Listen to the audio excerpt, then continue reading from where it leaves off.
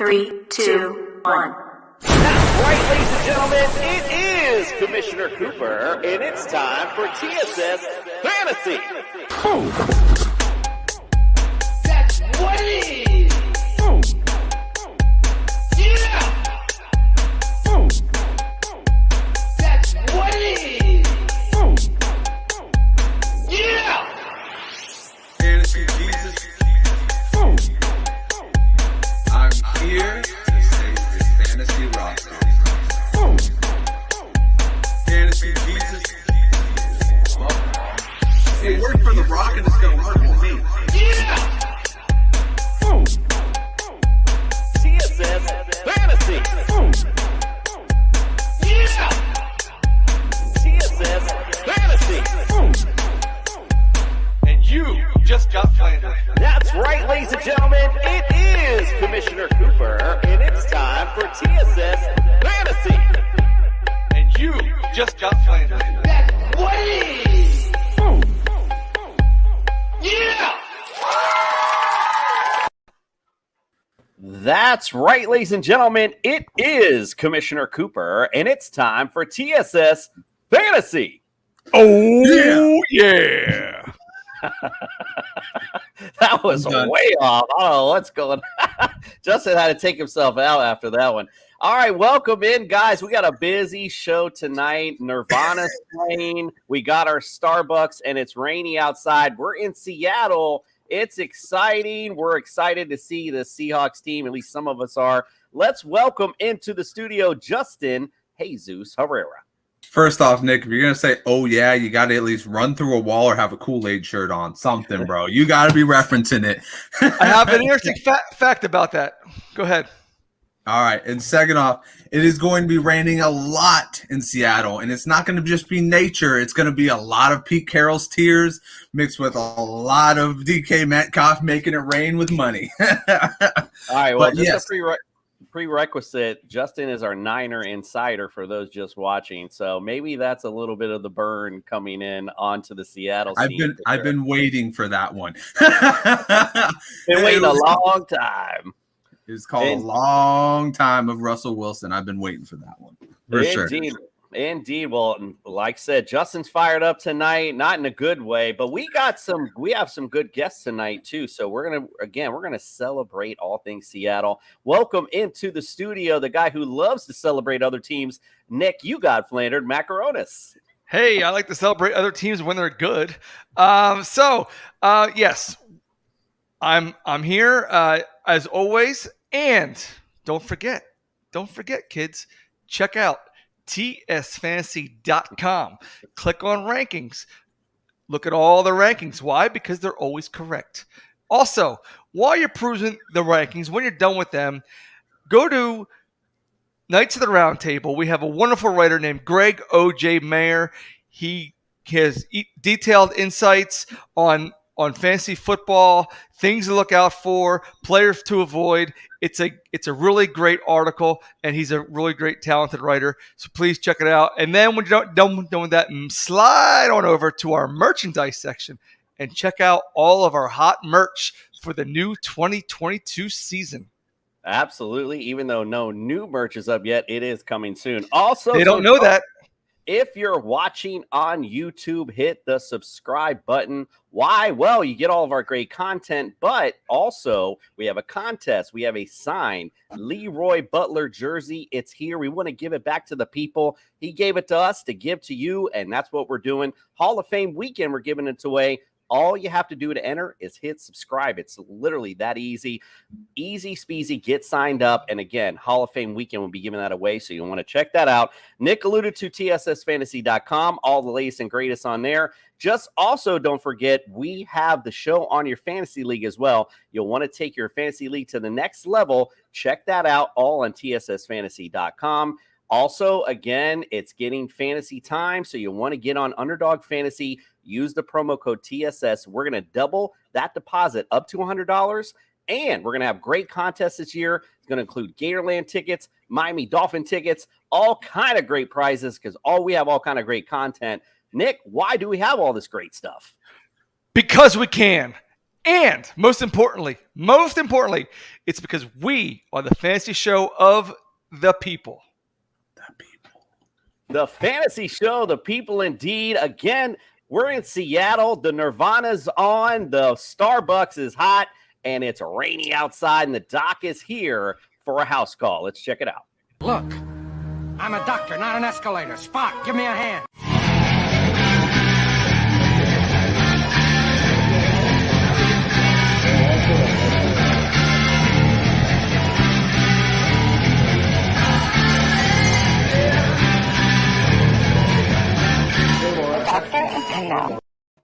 The doctor is in, and I hope you brought your raincoats because we are sleepless in Seattle.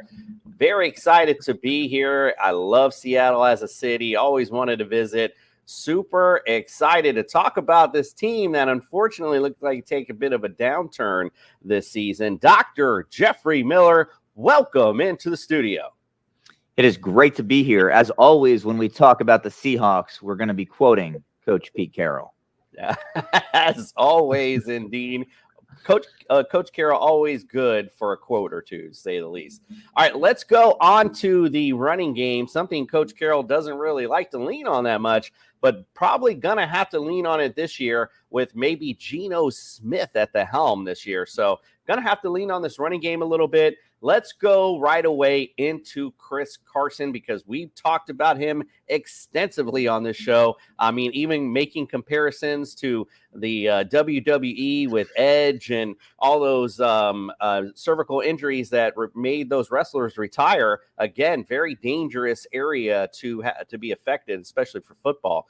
Give me Chris Carson's, looks like he may play this season, and his percent to the bench.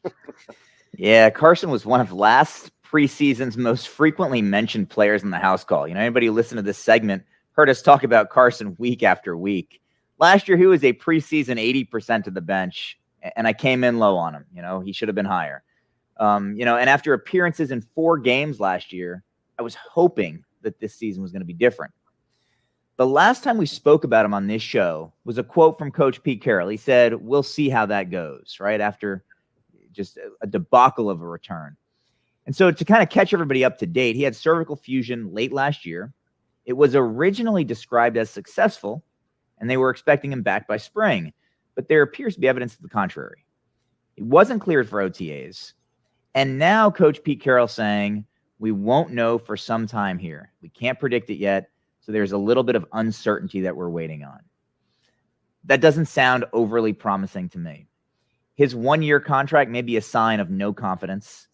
Last year, he was 80% to the bench. Sadly, this year, we're going to say 95, and part of me thinks it's going to be 100. Yeah, sad story to say the least. Like I said, not an area, especially in an impact sport like football, you want to have injured, to say the least. All right, well, let's go on to the incumbent, so to speak, but, having maybe some issues coming into camp. But right now, projected to be the starter, Rashad Penny. What say you on his injuries and his percent to the bench this year? So Penny's played in just 37 games over 4 seasons, which puts him right at about 9 games a season. And even though last year was his most fantasy productive with over 12 points per game PPR, and even though he had 4 big games, it doesn't change his 9 game per season average. And it's really tough to go all in on a guy who plays 9 games a season. And we're getting the usual off-season quotes from Penny. He said, quote, "I feel amazing. But regardless of how he feels today, with that 9 game played per season average, kind of like we talked about with Darren Waller, he becomes a 93% to the bench player. For at least 1 game, he's going to be sitting on the sideline. So at 93%, he's 50% more likely than your average back to spend time, again, at least 1 game sitting on the bench this season." When your veteran backs are a high percent to the bench, like Doc's saying, definitely take a flyer on the rookie. Kenneth Walker could be primed to take that starting role and be that guy for Seattle this year. So watch out for that. All right, Doc, we appreciate you. We're going to close it out one last time in LA. We'll see you tomorrow. See you then. So obviously that recorded a little bit prior to the Chris Carson news. Ironically, as we brought up how, those wrestlers had to retire because of those injuries. So yeah, ended up unfortunately having sad news for Chris Carson. But again, as I did mention, Kenneth Walker now becomes definitely a name to watch fantasy wise. So definitely we'll be talking about him a little bit more later. All right, we're going to bring in our little promo, bring in our guests. We got Scott Engel and Kevin Wilson tonight to talk some Seattle Seahawks. Let's bring in the 12th man.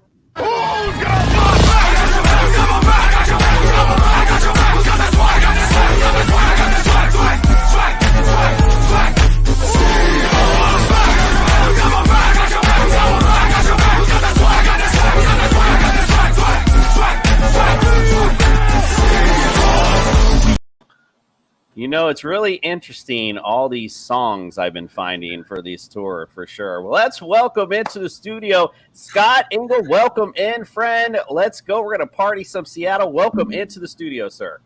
Thanks for having me. Great song, hankering back to the Legion of Boom days, which I very like. Thanks for having me. You can actually check me out at thegameday.com, and I'm the official fantasy writer for the website of the Seattle Seahawks.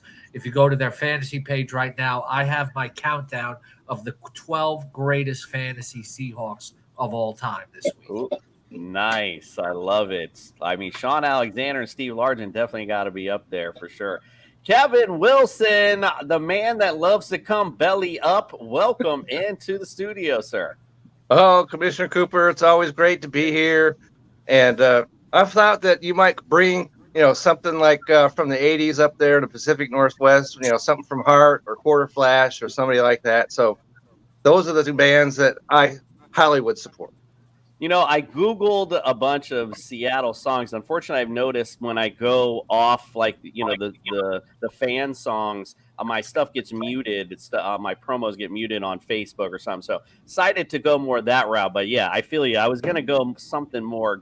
I was actually going to go like grunge rock is what I was going to go for you guys. But, hey.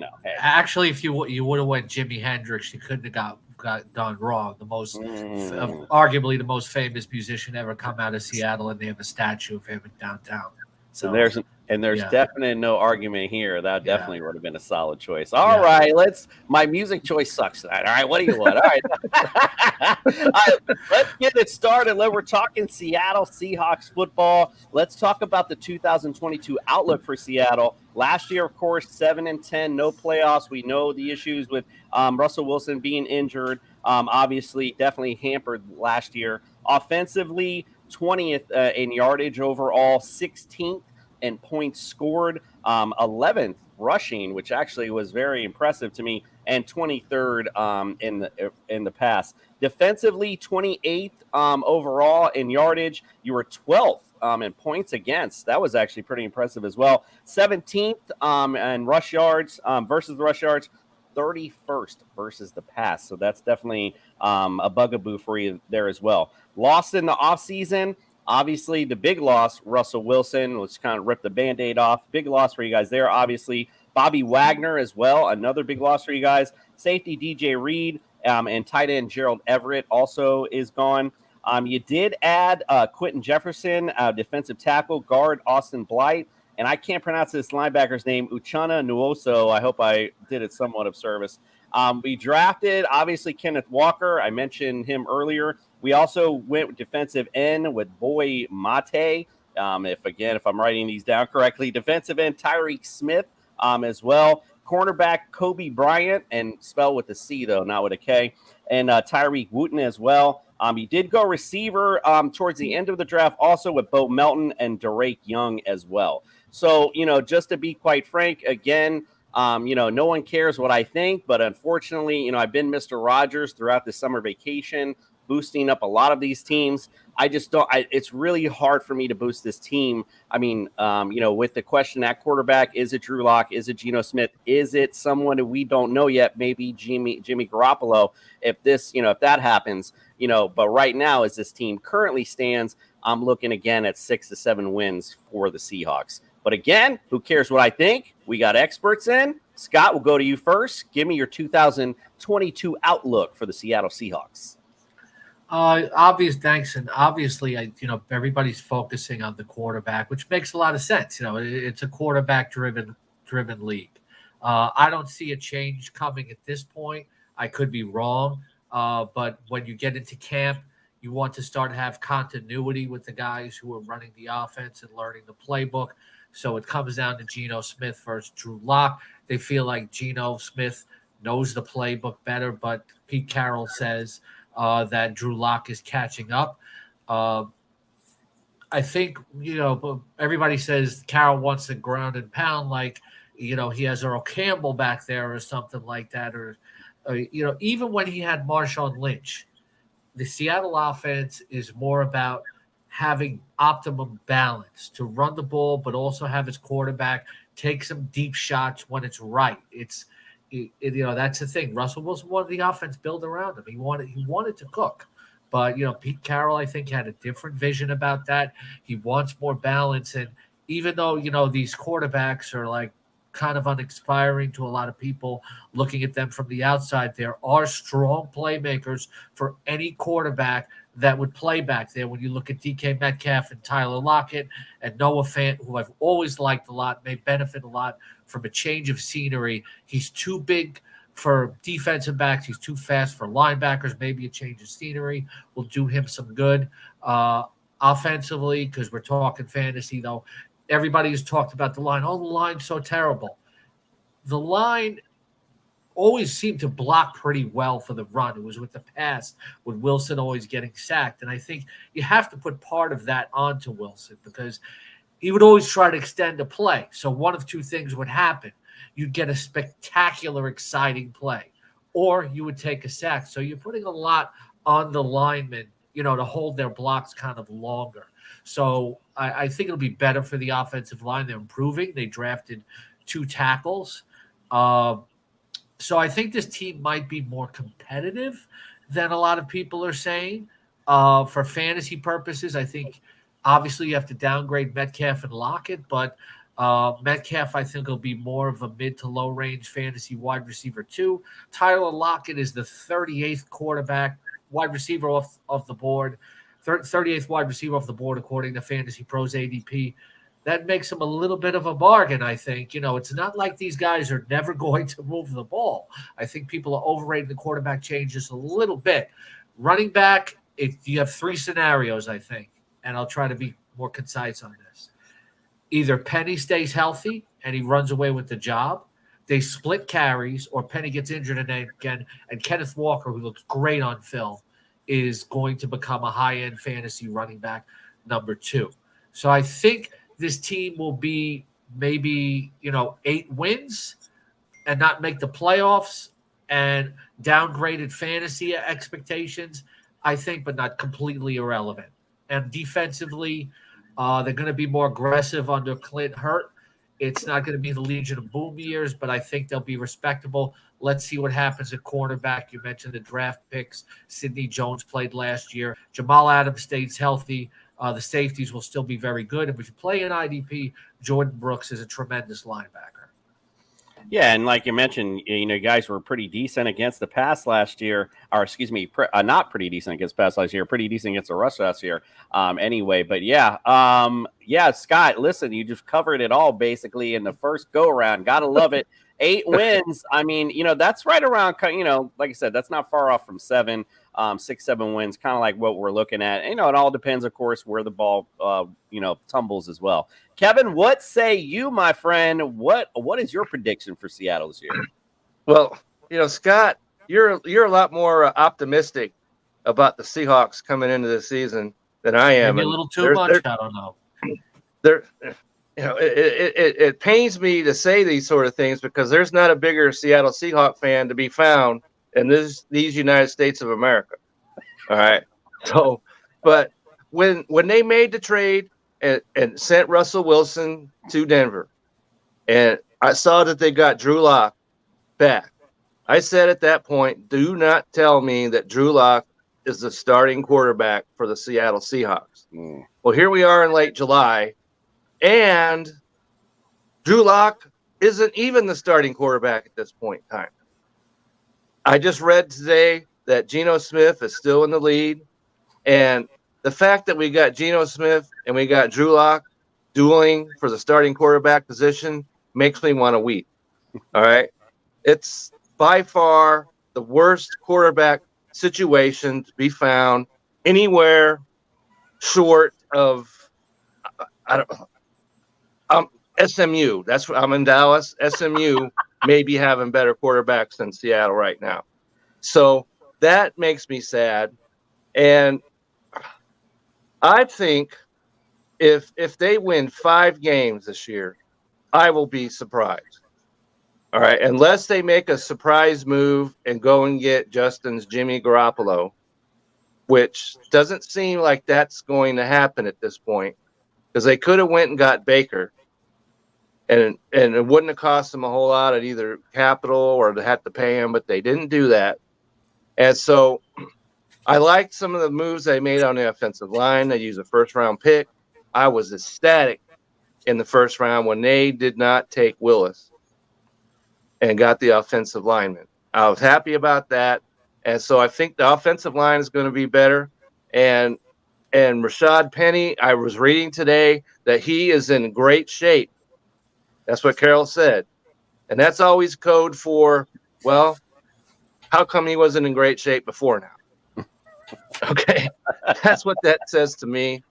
And he was also talking about that they've got more team speed than they may have ever had, which is all good unless you don't have a quarterback that can utilize that team speed. And so when I was looking at the rankings, Geno Smith is the 35th ranked quarterback this year, which is really interesting because there are not 35 teams in the NFL. So that does not breed me with any kind of confidence. And so I'm like I said, I'm a Seattle guy and I'll be cheering for them, but I just don't see them. They're going to be battling for the first pick in the draft next year.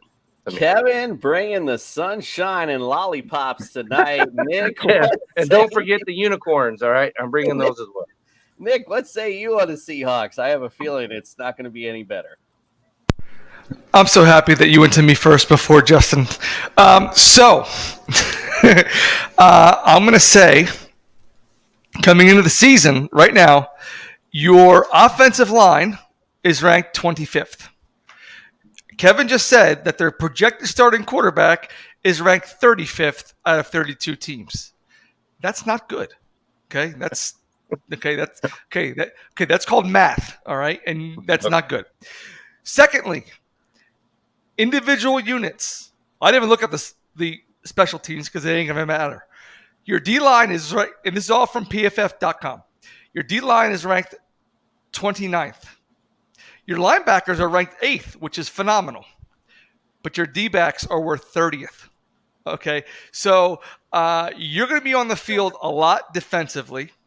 You're going to need the 12th, the 13th, the 14th, the 15th, and the 16th man. Okay? Come on, Nick. Be a little, gentle. That's right. To help facilitate the what's what I'm looking for? The transition. Okay. Right now, I have you guys winning 3 games. The reason why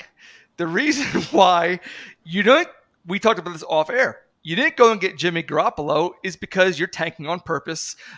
When you go into a when you go into a season and you choose to go with Geno Smith and Drew Lock, you are tanking on purpose. Jimmy will get you too many wins. You guys are already on the clock. Okay, so you're already on that clock. Okay, so I have you at 3-15. You're going to see more passes this Sunday, the Sundays in Seattle at the Fish Market than you are at CenturyLink Field. So get used to watching your defense. Penny better be in great shape because that's code for he's the best we got. And then I like Kenneth Walker. I just looked up Kenneth Walker's stats. Last year, albeit Michigan State. He had 1,600 yards and 18 touchdowns. The year before, when he was at Wake Forest, he had 579 yards and 13 touchdowns. So he's got a nose for the end zone. Your line just got to get him in there. But again, you're tanking.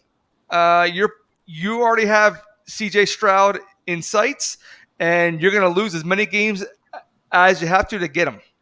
Nick, I think, used all his one-liners in that one take. He's done for the one-liners the rest of the show. Well, no, I got some more. You just wait. He had them written down. He was ready tonight. But no, they're all up here, sir. They're all up here. All right, Justin. What say you? All right, be nice, Justin. Be nice. Give me. I don't think I have anything left. That was the most epic roast of the Seattle Seahawks. That made me feel proud. I was over here like, yeah, Flanders, let's go. That was fantastic, and that's what they call math, guys. That's what they call math. I love it. Yeah, so now that Nick's gotten it out of the way, I was actually going to suggest 3 and 4 wins. You guys, when I look down the schedule, the most I see you guys coming out with is 6. The realistic one for me is 3, but that's because you guys obviously have a plan. I mean, I'm not going to sugarcoat it. Everybody knows what the plan is. The plan is to go get Bryce Young or CJ Stroud or whoever ends up looking the best this upcoming college season. And then working that around your newly signed mega talent, DK Metcalf, who just got his money and is back in town. I mean, you can't teach 6'4" and sub 4.3 speed. You just cannot. I'm sorry. I don't care how hard you shake your head, Nick. You cannot teach that. And no. It's just so puzzling that he signed because they're going nowhere this year. I don't. Well, yeah, but I mean, he signed. He got his money, and he signed for the money, Nick. Come on. He got his money, and next year they're going to be going somewhere when they get CJ Stroud throwing him the ball next year. Exactly. Oh, okay. Exactly. Nick already knows where I'm going. Anyways, I mean, be nice, Justin. Be nice. Anyways, I'm not gonna rip into you guys. I'll leave that for the season. I'll enjoy it every single time I go to Buffalo Wild Wings and see the 49ers, see Nick Bosa sacking Geno Smith or Drew Lock. I'll save it for that. But yeah, I mean, we're going to call spade a spade. You guys are having a rebuild year. There's no sugarcoating. You guys are just pretty much going out there, and you need to secure talent for the future. You need to make sure Noah Fant's coming back. You need to make sure you know who it is, Penny or Walker, going forward. And, I like what you guys did with the offensive line. Getting your offensive tackles secured, that's a big thing going forward. So overall, you guys are going in the right direction. You guys will just have to take a hiccup here. It's no biggie. I think the truth of where they win, maybe 8 wins, I overstated. I think it's kind of in the middle between me and Kevin. And Kevin certainly made me laugh because I'm here in New York, even though I followed the Seahawks since 1984. And almost sounds like we're talking about a preseason Jets outlook the way we're talking about it. I don't think they're going to be as disgustingly bad as maybe Nick does, with all due respect. I feel like Pete Carroll is always going to feel the competitive team. I remember when the Legion of Boom, when it was done in 2017, and then it went into 2018, and everybody said they were going to win 4 games because they had no more Legion of Boom. And that didn't happen. They made the playoffs. I don't think they're a playoff team. I think you guys are right. But they still have Russell Wilson. They did. I was going to say that, yes. But what I'm saying is I think this reminds me of 2011. It was the year before, a little bit of 2011. It's the year before Wilson was drafted. They had Lynch and they had the Legion of Boom, and they had Tavares Jackson and Charlie Whitehurst, the quarterback, and they won 7 games. I think that team was a little better. So, but I don't think this team is going to be so bad. 3 wins, you're going to flip off the television either. Yeah. Well, I'm not going to flip off the television. I hope you're right, because there is a bar here in Dallas that shows Seattle games exclusively. And so if I could go there and see more than my predicted 5 wins, that bar is going to be closed. As we transition, good segue, Kevin. Let's talk about best game on the schedule. We'll just start with you, Kev. Give me the most game you're most excited for this year. Well, any other answer than the very first game is wrong. Okay. Simply stated, it's wrong. Because you got Monday Night Football. All right. Russell Wilson's making his debut with the Denver Broncos. And where is he making that debut? In the same field that he just got done playing for the last, 9 years or so? And so that game, we have to win that game. We can lose the other 15 after that, as far as I'm concerned. We need to win that game, all right, so that they can have a little bit of pride going forward and say, hey, look it, we took down the guy who wanted out of town. We let him out of town, and we beat him anyway. Man. So it's that very first game. The rest of them don't matter. It's almost like the NFL wrote this for, literally week 1. Think about that. You got Russell Wilson returning in Seattle. You also got Baker Mayfield, playing. You got to love the NFL. Scotty, let's go to you, sir. Give me most favorite game on the schedule for you this year. Yeah, I don't think there's any other answer than that. I know Nick is going to say week 4 against Detroit because he thinks that's going to be their one win, but I don't agree with that. I said you get 3. No, I don't have you winning against Detroit. I think while you're thinking it through, you might go down to 1 though. It's got to be the first week, But if you want to pick a second most compelling game on the schedule, it's probably be week 17 against the Jets and that's not even looking at it from a Seahawks perspective. It is because Jamal Adams is always the focus between Jets. Whenever Jet fans talk about the Seahawks, they talk about Jamal Adams. And if the Jets are actually on their way to the playoffs and the Seahawks can spoil that for them, that is another game to watch. It's like the first week is so obvious. So I was digging through the rest of the schedule saying, what else could be a compelling matchup? And I think playing the Jets, because it's week 17 and one team might – the Jets have really improved on offense. They might there's an outside shot they could make a playoff push. And if Jamal Adams and the Seahawks could spoil that, then maybe they have some momentum going into next season. Yeah, I like that. That's a good game. Listen, we're running a little bit, but excuse me, a little bit behind tonight, and we already know Justin's going to say the Niners, and Nick's probably going to play some. That's not true. You don't know anything. So either way, we're going to take a quick break, and when we come back, we are going to talk about. That's what I was going to say, Nick. That's what I was going to say. The CJ Stroud Bowl. Get it out. Okay. All right. I picked Atlanta because that's going to be the most competitive game. Quick break. We get back. Fantasy Feud. Seahawks time. We'll be right back. Aiden, we love fantasy football. We do. It's a fantastic game, yet still not perfect. Like, I hate leaving high-scoring players on my bench. The worst, man.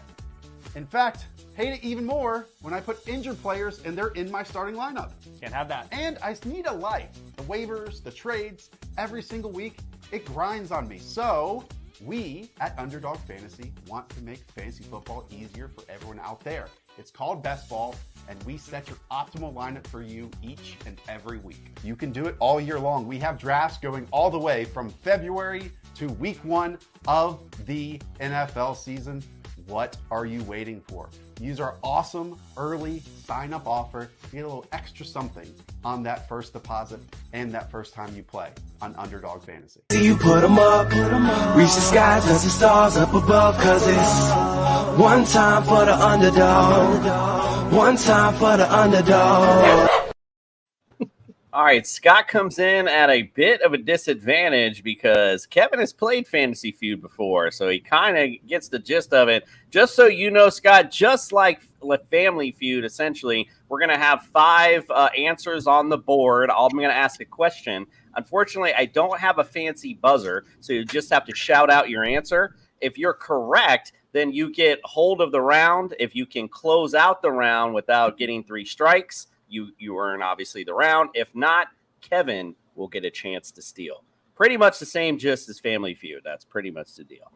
All right, now that we pretty much somewhat maybe understand the rules, it's time to play the feud.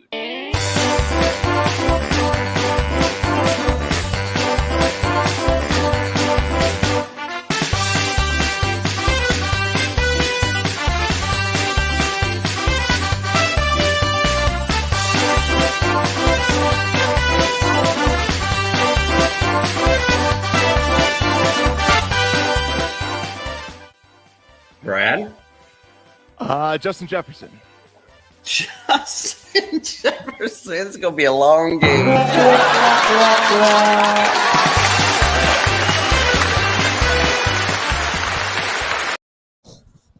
Not going to be a long game tonight because we got Seahawks experts in the house.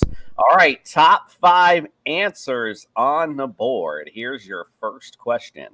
All time, I'm looking for all time in Seattle history reception touchdown leaders of all time. That'd be Steve Largent. Steve Largent.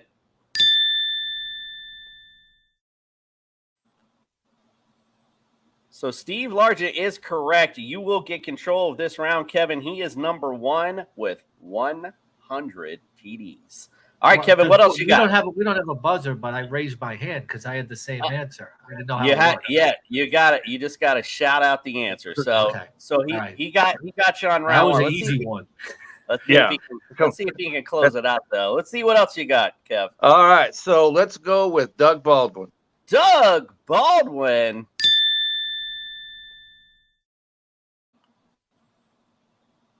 Okay. Going down the line, number 2, 49 on the list. What else you got?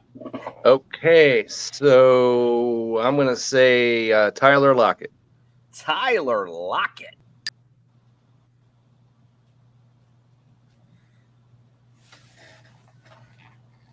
Or not. That's correct. I don't know what happened there. He's correct. That's number 4 on the list. 40. He has 45. So you got 3 and 5 still left available. No strikes. 3 and 5. Yes, okay. sir. Touchdown reception. How long does he get? Touchdown for reception leaders. He gets 3 strikes. I like Scott's attitude. He wants to get in on this. He's ready to get in. All right, Kev. So you got number 3 and number 5 still left. No strikes, though. Okay, so just say Paul Scanzi and let's get on with it, okay? Great touchdown reception against the Chiefs, though. Historic. I feel pretty proud of myself that I came up with those 3 answers so far. So I'm gonna say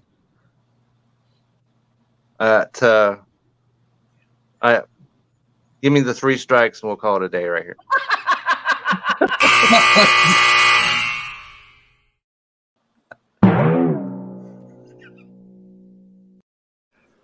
Are you kidding me? Can I steal now? I have never heard someone say so many wrong things, one after the other, consecutively in a row. I've never heard someone concede. Hey, I know when I know the answer, and I know when I don't know the answer. Scott, you're in, my friend. Who else you got number 3 or 5 on this list? Darryl Jackson. Darryl Jackson.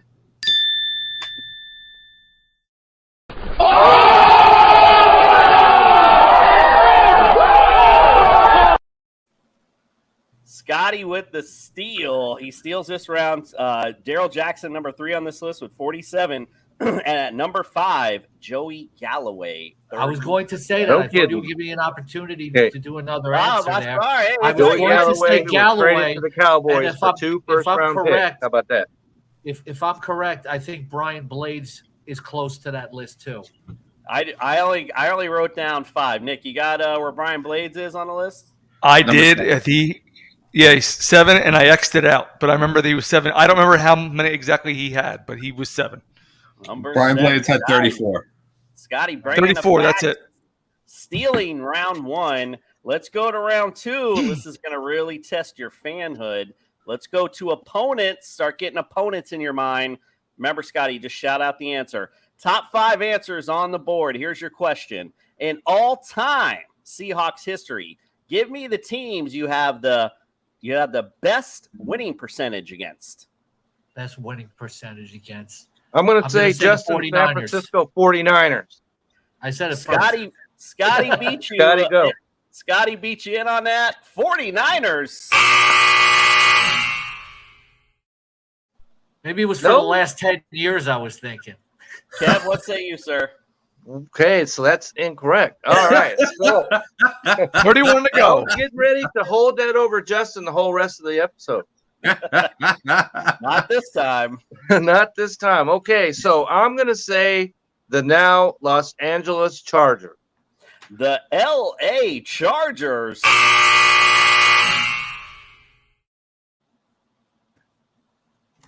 Is this total wins or winning percentage? And winning percentage all time. Oh. So if you play a team one time, they win once. That's 1,000. That counts. Right. Is there like a minimum times that they play these guys? Or? No. No? Okay. No, but they have to be active NFL franchise. That was the one thing I did take out. Like, it's not you're not playing the Miami Seahawks, basically. That makes it tough. Okay. All right. Scott, you're up, man. We got 30 teams to go. What else you got?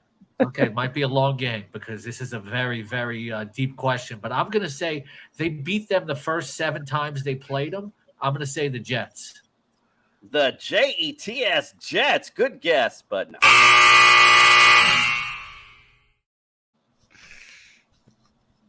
Kev? Okay, so. All right, you mentioned it earlier, Nick. How about the Atlanta Falcons? The Atlanta Falcons. All right. Kev gets the round. It is Falcons are number 4 on this list. Your guys all time are 12-6 all time. Now, Kevin, do you want to keep your 2 other strikes, or do you just want to get rid of them now? We can move this along real quick. Yeah. Who else you got, Kev? Okay, so let's go with the Cleveland Browns. Cleveland Browns. Uh-oh. Somebody study. Cleveland Browns. We are on the move now. They are number 3. You guys number 3. You guys are 13-6 all time against the Cleveland Browns. All right, who else you got? Okay, so how about the sorry Dallas Cowboys? The sorry Dallas Cowboys. Okay. All right, 1 strike remaining. Still some meat 1 on the strike bone. remaining. Okay. The Detroit Lions. The Detroit Lions. All right, Detroit's number 5 on this list, 10-5. You guys are 10-5 all time. You're missing the number 1 and number 2 on this list. Okay, so then let's go with the New York Jets. It was already said, but like Wheel of Fortune, sucks for you.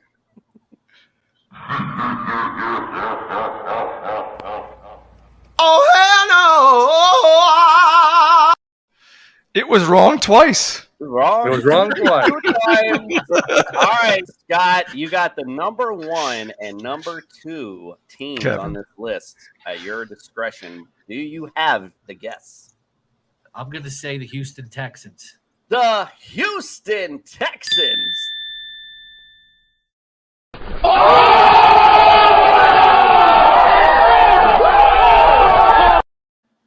Houston Texans number 1 on this list. You guys are 4-1 all time against the Houston Texans. Number 2, including a great win in 2013, in which they were trailing by about 3 touchdowns and came back on a very famous, that Kevin will remember, Richard Sherman interception for a touchdown and won the game in overtime.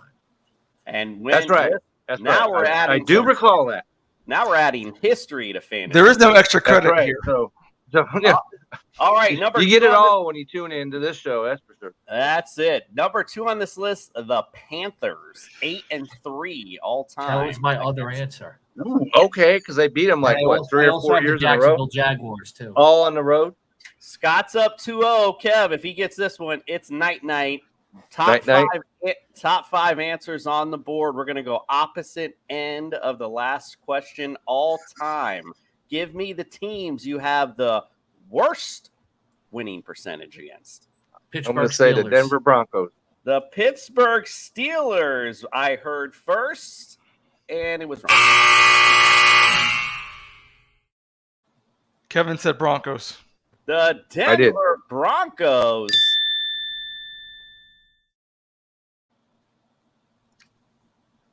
Kev, this is the third round you've gotten. You better take it home, or Scott's going to take it away from you. Is that the number one answer?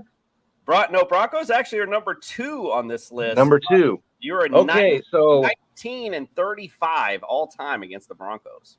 Hey, so all right, so let's go with the team I hated the most as a teenager. The Raider. The Raiders.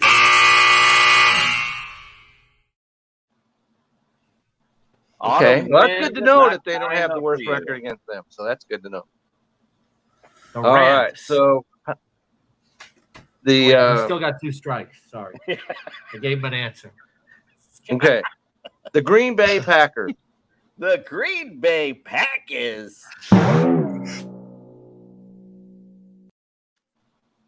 Over the last 10 years, that might have been the right answer, though. Yeah, that's got to be one of the right answers of the last 10 years, right there. Yeah, but tonight, especially in the postseason. Okay, so let's go with the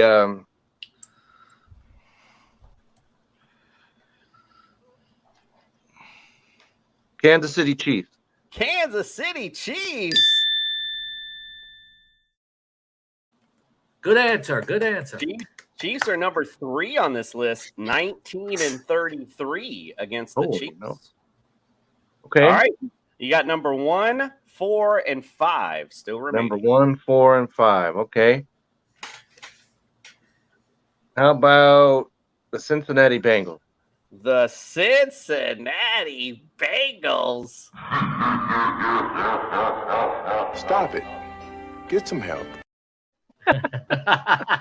Scott, what say you, my friend? You got the number 1, the number 2, number 1, number 4, and number 5 at your disposal here. Do you have the I'm going to have to stay within the last 10 years, although I am a Seahawks historian.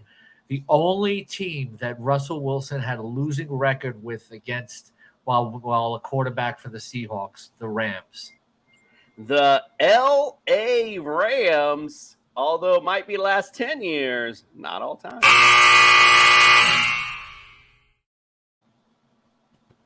So on this list, you have numero uno, the Washington Commanders, if you will now.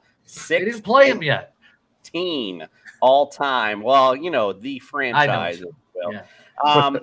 Number 4 on this list, America's team, the Miami Dolphins, own that booty, 5 and 8 all time against the Dolphins. And number 5, the Saints, 6 and 9 all time against New Orleans Saints. All right, we're running up against time, so I got to apologize, Kev.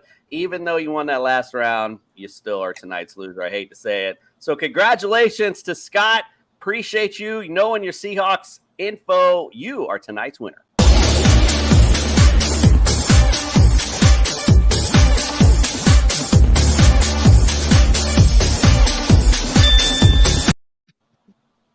And Kev, I know you know already, but I got to do it. You know, You got to do it. You got to do what you got to do. I know, and I cut you short. I apologize, but you know, you lost. What are you gonna do? You know? Dumbass. Thank these. They call me dumbass. Stupid. So you get nothing. You lose. Good day, sir. All right, good job. Well, that stings right to the innermost part of your soul. You know what I'm talking about? Indeed. And hey, listen, you played a great game tonight, Kev. We appreciate you. You know, you're a friend of the show. We love you as always. Let's take a quick break. We come back. fantasy show of the people. We got two fantasy experts in the building. We're going to talk fantasy. Crazy enough. We'll be right back. Hey everyone, it's Commissioner Cooper from TSS Fantasy. Want to give your own fantasy league that extra professional touch? Say less. We got you. TSS was based off a show that we did on our own fantasy league. Night, sorry, and now possible break hole. You're on your way. Now we want to bring that professional, fun, and creative side to your fantasy league. And you can do it for as low as $5 extra per owner. Oh my. I will guarantee it will increase your interactions within the league, create more fun, friendly banter,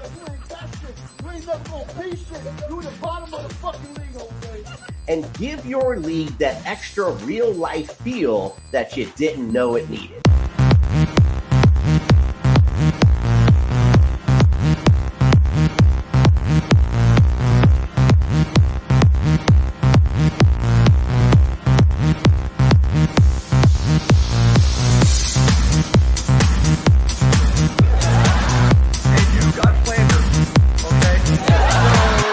We look forward to interacting with you and your league soon. Don't forget TSSFantasy.com. Go visit it today. Get signed up.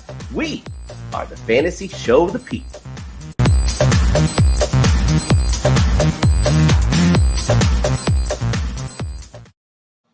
The fantasy show of the people, indeed. As I said, we got fantasy experts in the building tonight. It's fantasy time. I hope you're ready. I'm ready.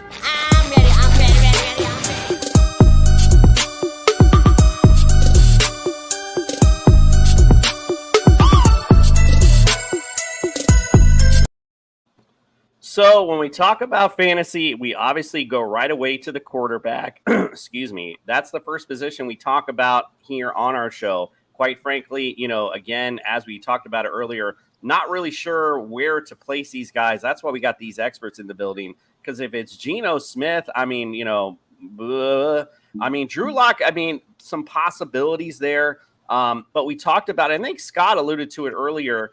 This offense might not be as bad as we expect it to be because, look, I talked about it with Miami about Tyreek Hill, and, they talked about Tua's limitations. You could put anyone back there with those receivers, and kind of the same thing here in Seattle. You got two really good guys, and yeah, they might not win ball games for you, but fantasy wise, they may put up some points for you. So it's really who wins this job. To me, is when we really talk about ranking these guys, and then of course see if someone else comes in. Justin, what say you, sir? You didn't tell me what your rank was. What did you rank? Because I don't really have one yet. That was if you were listening to my whole explanation. I don't have a rank because I don't know where they're placed yet. Okay, so I will rank them at 33. Right. It'll just be a slice in the middle. Right. It's Geno or it's Drew. Obviously Drew offers you a little bit more, but he also offers you a lot of interceptions. This guy has 20 interceptions and 21 starts. Come on, that's terrible. Geno is more of a game manager, has a little bit more mobility with his legs, but the reality is, like you said, Coop, they're not going to win you any games. I don't think they're going to win you any fantasy weeks either. When it all comes down to it, like the guys that are getting like those last minute touchdowns and stuff like that, they got to have something to them. Jalen Hurts had a rushing upside that he could get into the end zone. Some of these guys, sometimes Zach Wilson had, he had an arm so he could throw a long ball at the end of games. Geno Smith and Drew Lock, I don't really see what they have to them. Other than DK Metcalf and Tyler Lockett, which we'll talk later on. One thing I'll say about Geno Smith, he did have a top 10 performance last year in one game. So maybe he can pull it off twice next year. But yeah, I'm not buying into any of these guys at quarterback. Yeah, Nick, I feel the same. Like I said, where do we place them? What's we got to really wait till this camp battle weighs out, and let's see how this, till we can really position these guys somewhere. Nick, you got anything to add to that? pretty much the same as what you guys have right now. I have Locke at 33. I don't even have Smith ranked because I didn't think that he was going to be a viable option. So until there's a clear-cut winner, 33, and I wouldn't draft either one of them. All right, Scott, what say you, my friend? Where you got these guys at? I have Locke at 32, and I have Geno Smith at 36. I think, to Nick's point, most of them are not going to be drafted in one quarterback leagues, but a lot of people are playing Superflex now. So you can consider both of these guys as a deep pick. I play in one very deep Superflex. I took both of them in like the 19th and 20th rounds. So I get whoever wins as a backup. Because, look, I know a lot of people are having fun with this. I was expecting Nick to compare Drew Lock to Dan McGuire, but it didn't happen. That's the kind of way people beat up on it. Nick doesn't know who that is, first of all. I know who Dan McGuire. He's Mark McGuire's brother. He wore number 10. He lasted 4 weeks in the league, and then, that's it. The reality of it is that a career turnaround from Drew Lock nobody's expecting, but it would not be the most shocking thing in the world. A change of scenery, still has talent. He does have mobility, and he does throw the deep ball well enough. And that is what Pete Carroll wants from his quarterback. To Justin's point, he pretty much nailed it overall. Geno Smith does know the Seattle offense better, and he might be more of the adequate game manager. But when you're talking about you want a super flex backup, you have to consider who is going to win the job and keep the eye on it, especially if you wait till late for your third or fourth quarterback. Yeah, I like that indeed, especially in a super flex. Kev, what say you, my friend? Where you got these QBs at?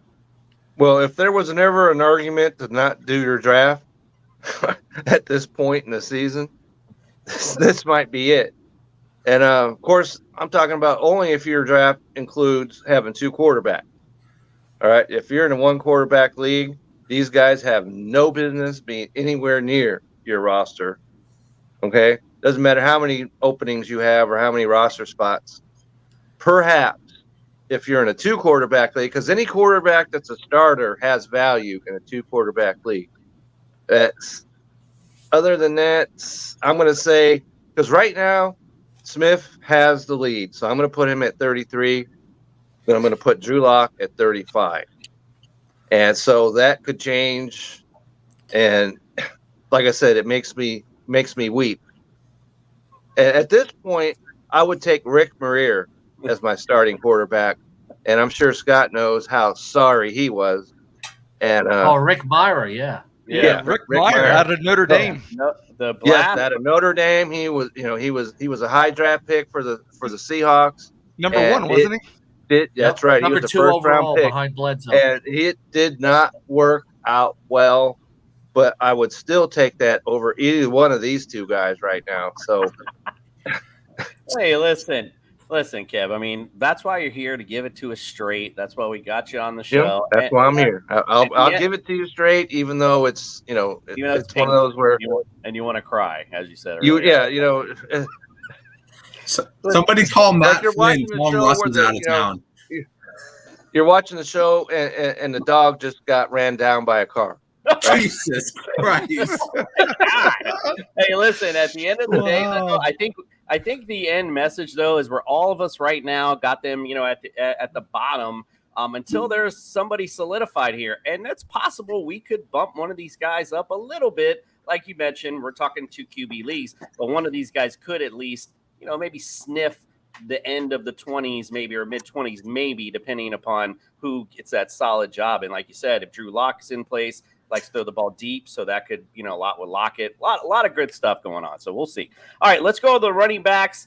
We talked earlier about Chris Carson retiring, unfortunately, which, actually, fortunately for us anyway, for fantasy perspective, kind of opens up, who's going to be the guy in Seattle. Rashad Penny looks like to be the main guy. Obviously, Kenneth Walker right there, though, with Rashad Penny's injury history. He's just one injury away from, Kenneth Walker all of a sudden becoming this huge fantasy starter. So, again, like both of these guys right now, though, I have last year, Rashad Penny impressively enough, in 10 games was 31st overall. So not too shabby for an injury plague, for 10 games. I mean, that's almost half the season and still end up 31st. So not too shabby to say the least.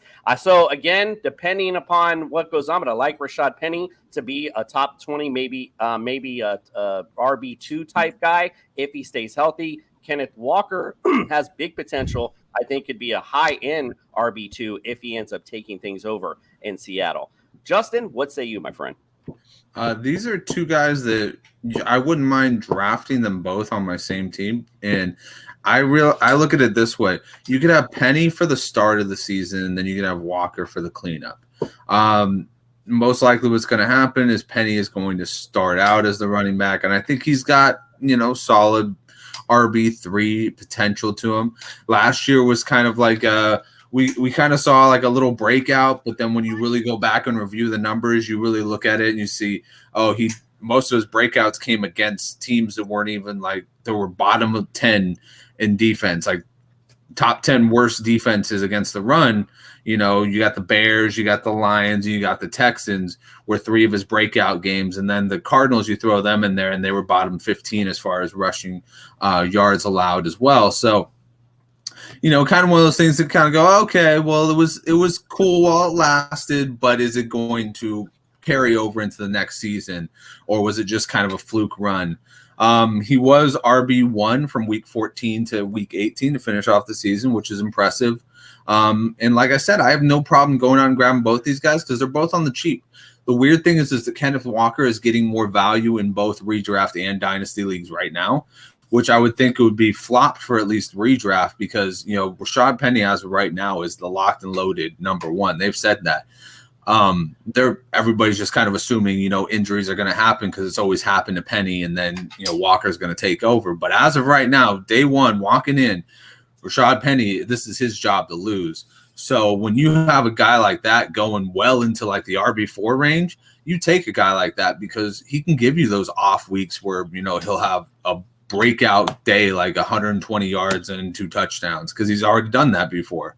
So, like I said, this is not a bad roster to think about getting both of them and just riding out the season, riding out the hot hand when it happens. Usually if you take a Seahawk back, you already have in your mind you're going to handcuff him with some way. That's for sure. Nick, what say you, my friend, on the Seahawks running backs?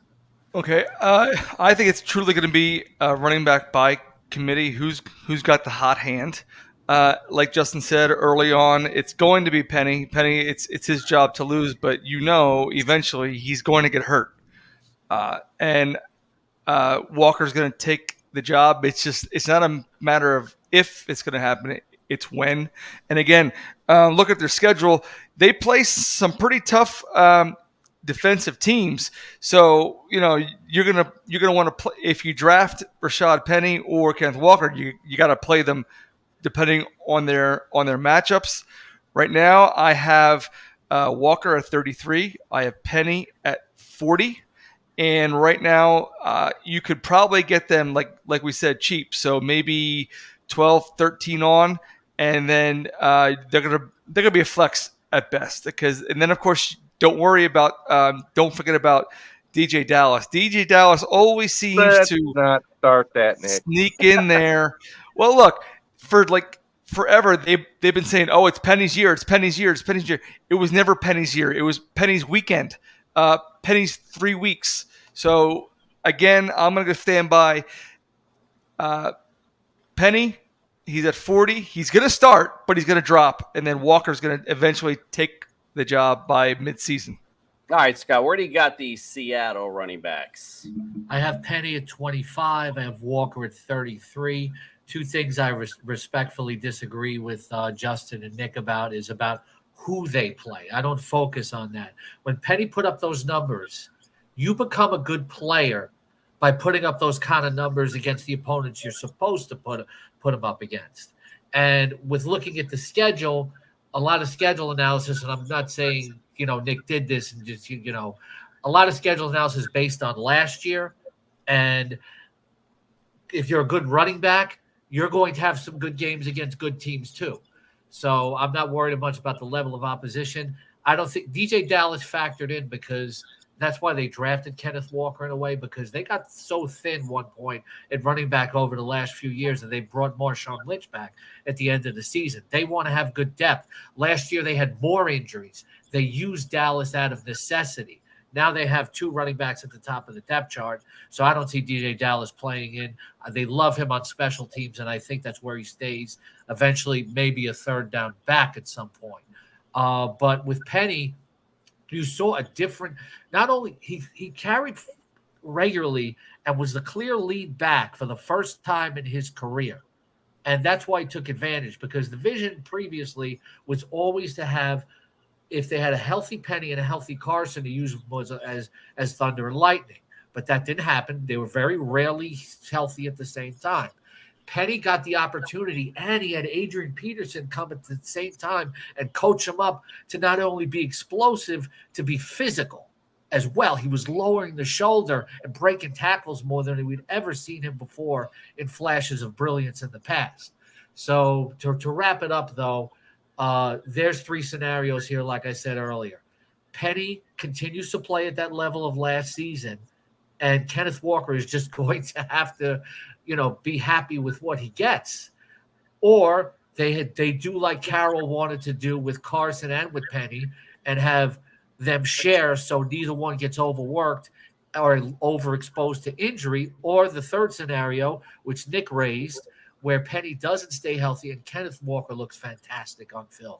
He's got vision. He jukes. He makes people miss. He's elusive. He can hit the crease in the open field and be gone. If Rashad Penny gets injured, Kenneth Walker could have at least high-end RB Fantasy 2 potential. So there's a lot of ups. There's questions in this Seattle backfield, but there's also a tremendous amount of upside if either one of these guys gets the greater share of the carries for any reason. Absolutely. Totally agree. Kev, what say you, my friend, on the Seattle running backs? Well, it's almost impossible to believe, but I have them ranked at the same position as Nick does, at 33 and 40. Okay?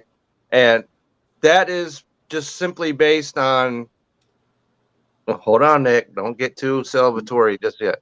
All right. That's because Penny, we don't know if he's going to be healthy. If he's healthy, then he moves immediately into the top 20, maybe in top 15. We saw what he did coming down the stretch last year. He even had over a 200-yard game. All right. How many running backs had over a 200-yard game a year ago? Probably not a lot. So if he can – and that's a big if, though.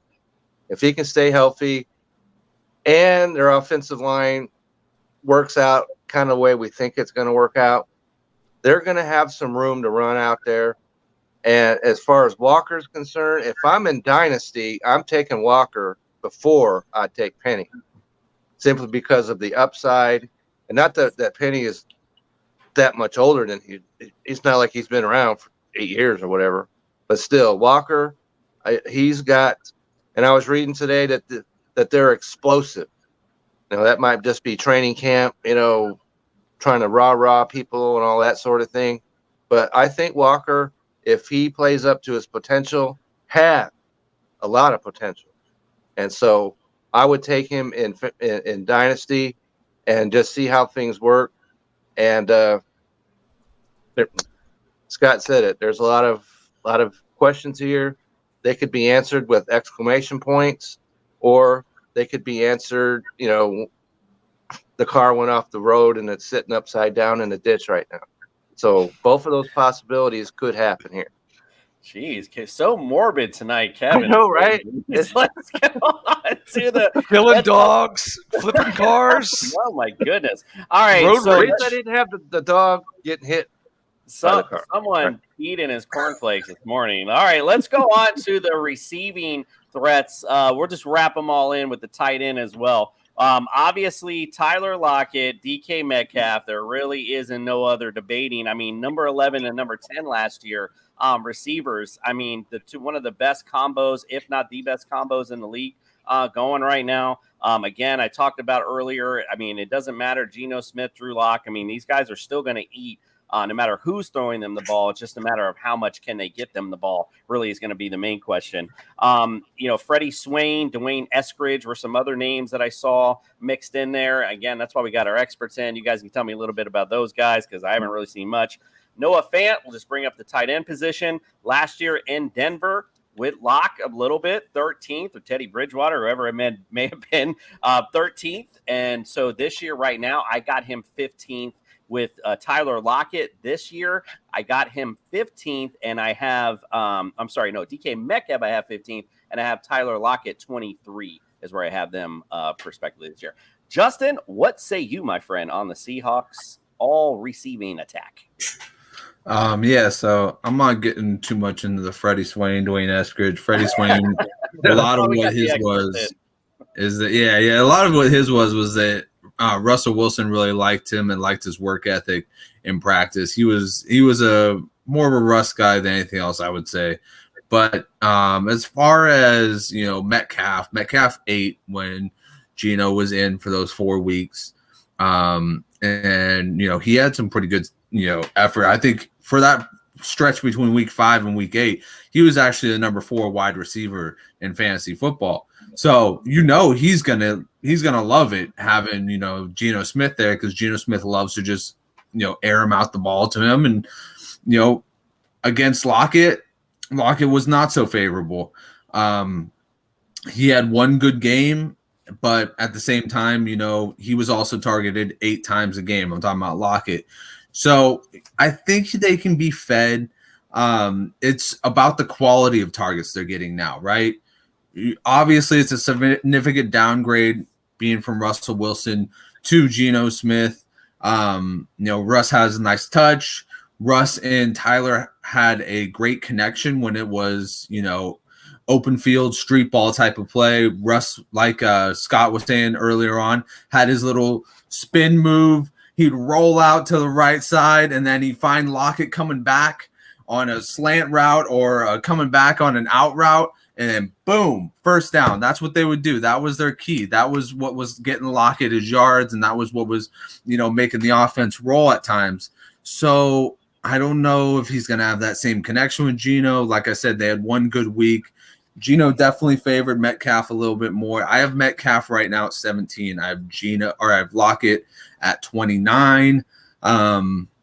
Easily it could be, it could change, it could vary, but I think that Metcalf is definitely going to eat a little bit more. And now that he's got his contract, they're definitely going to want to feed him a little bit more. I don't know if Lockett is going to be around for much longer. I think that they might be trying to move on to maybe, Eskridge, who came out last year. He was a little shifty guy, maybe a slot receiver going forward. I don't think he's anything to play in fantasy this year. And like I said, Freddie Swain, I think, was more of a Russ Wilson guy than anything else. So I'm out on those guys, but I think that Lockett and Metcalf, where you get them is going to matter, but they still have a lot of value. Yeah, no, they definitely will have value, and they're quarterback dependent, to say the least. Nick, what say you, my friend? Okay, so let's start off with DK Metcalf's contract. He just signed a 3-year, $72 million extension. Again, it's just boggling to me because the fact that where this team is going, I don't think Pete Carroll is going to be there for the remainder of his contract, and it's just odd to me. So with that being said, they call Portland Rip City. They're going to be calling Seattle Tank City this season, and unfortunately it's going to reflect in the receivers' numbers, especially for fantasy value. I don't think that they're going to be able to sustain that for the duration of the season. Right now, I have DK Metcalf at 29, and I have Lockett at 36, because I think, like what Justin said, Lockett's going to be a home run or bust. He has a much better connection with Metcalf. So he's going to get, again, he just got the big deal, so he's going to want to prove his numbers, and so he's going to be fed the most. And I think the most viable receiver out of all three of them, out of all the receivers that they're going to have, is going to be Noah Fant, because, again, they're not very good quarterbacks. Their arms aren't particularly too strong, so the best friend is usually the tight end, and they're going to find him down in the red zone whenever they break out their GPS. So look for Noah Fant. I have him at 16th at this point. Nick still got the one-liners going. I told you I got them all. All right, you still got a couple. All right, Scott, give us your perspective on the receiving threats in Seattle. I do agree with Nick on something. I do have Fant at 16. All right. So he's got some. He could be a high-end fantasy tight end too. I think I like his talent, etc. If Geno Smith does start, I can see a connection developing between the two of them. The offense is going to change, I think. Because Russell Wilson had a unique style of throwing downfield, but he also wasn't a high percentage middle of the field thrower. So I think what we have to consider is I think Justin touched on this too. The offense is going to change. I have Metcalf at 19 and I have Lockett at 35. I think when you look at a lot of other good receivers don't always have to have a terrific quarterback attached to them, and they can still put up very good numbers. And I think that's what we have to consider here. It'll be different for how Metcalf and Lockett get their yards. Instead of going downfield and waiting for the huge home run ball, or not waiting for the huge home run, or just seeing those pretty moon balls from Russell Wilson that he always hit, especially with Lockett, who he had the terrific chemistry with, obviously. I think you're going to have to look at the receivers creating more on their own to help their quarterback. And it's very possible with guys of the talent of DK Metcalf, and then maybe looking at Tyler Lockett in a different light and expect him to go downfield, etc. Tyler Lockett's very capable of taking a slant and getting yardage after the catch, or taking a curl and, maybe dancing around a defensive back. So Lockett's coming at a tremendous value right now. I'm in 2 super flex drafts, and he went in the 11th round. I have him as a wide receiver, low-end wide receiver 3, high-end wide receiver 4, but you're going to get tremendous value on Lockett in a lot of drafts. A lot of people are making like the quarterback's going to throw 3-4 completions a game. These guys are still going to be relevant. One thing that I will respectfully disagree about Nick with is if Locke wins the job, he does have a strong arm, and he can get the ball downfield, or he will take the chances, and I think that would help the upside of Metcalf and Lockett more fantasy-wise. Yeah, wow. I mean, I totally agree with everything you're saying. Kev, what do you say on all the receiving threats, sir? Well, it's obvious that you're going to have to downgrade all 3 of those guys compared to where they might have been a year ago. That's not breaking news whatsoever. But I absolutely agree with Scott, though. It depends on who's winning this quarterback competition, because as he mentioned, Locke, when his arm benefits Metcalf. And so if it goes and it stays the way that it is now, and for the life of me, I hope it's not the way it's going to turn out. But at this point, I've got Metcalf at 18, and then I've got Tyler Lockett at 29. And so I think Scott's also right. Tyler Lockett could have tremendous value if he gets drafted even lower than that, which is certainly possible, because I've seen him ranked lower than almost at the 40 position for him. And Noah Fant, I've got him at tight end number 13, because they're going to have to dump the ball off, I think, a lot. And there's always one tight end that comes out of nowhere that winds up in the top 10. Schultz from the Cowboys is a classic example of that. And so I think Noah Fant is one of those guys that you can get way later in the draft. You got these guys that are taking Andrews and all these guys early on. You can get Noah Fant later in the draft and get maybe similar production out of him.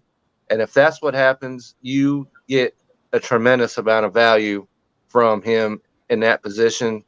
And I heard Estrix's name mentioned earlier. He's on my taxi squad. I suspect that's where he'll stay all season long.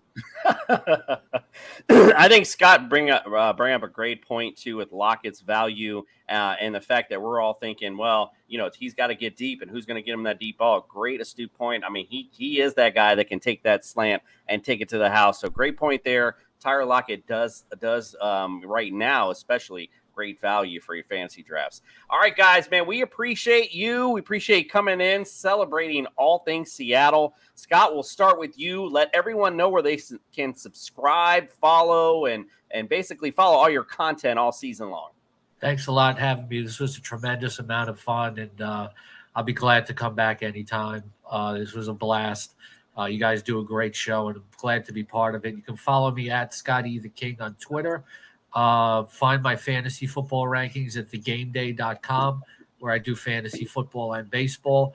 And, of course, Seahawks.com. Click on the news tab and then go to Fantasy Insider.